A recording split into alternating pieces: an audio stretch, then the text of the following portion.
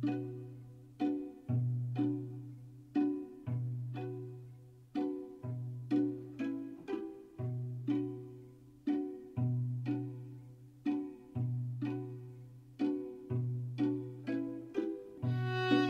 was born Augusta Ada Byron in London on December 10, 1815.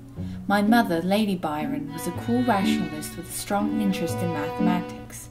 By contrast, my father and famous poet Lord Byron was temperamental, passionate, perhaps even slightly mad, or so I've heard.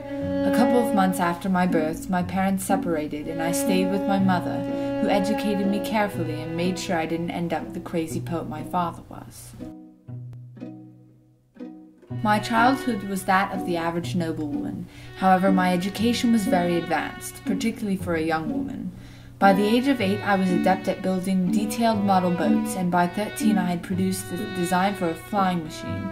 At the same time, I was learning to play piano, violin, and harp, and had a passion for gymnastics, dancing, and riding. I attended parties, concerts, theatre, and such as customary, but my interests were much broader and not necessarily accepted for women at the time. When I was 19, I was married to Lord William King, who soon became the Earl of Lovelace.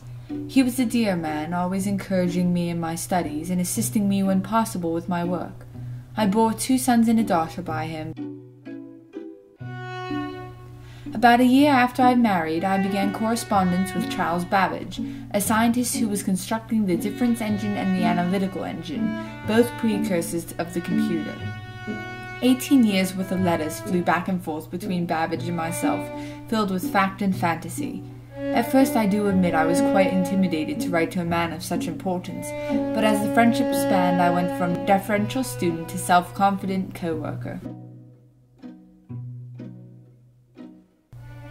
What really began my career was in October of 1842, when an Italian mathematician, Mr. Menabrea, wrote a paper describing the function and theory of Babbage's analytical engine.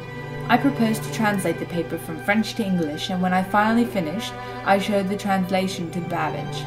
He suggested that I add my own notes. They made the paper 3 times the original length. Because my notes were so good, Babbage encouraged me to make it a paper of its own, but I refused to renegade the original agreement. I'm sorry to say that after I finished the paper, my life was plagued with illnesses, and society lost interest in Mr. Babbage and me. I wasn't wise enough to extricate myself from work before becoming badly in debt. I lost large sums of money and was even forced upon the family jewels.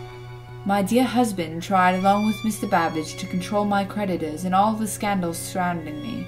Alas, it wasn't enough.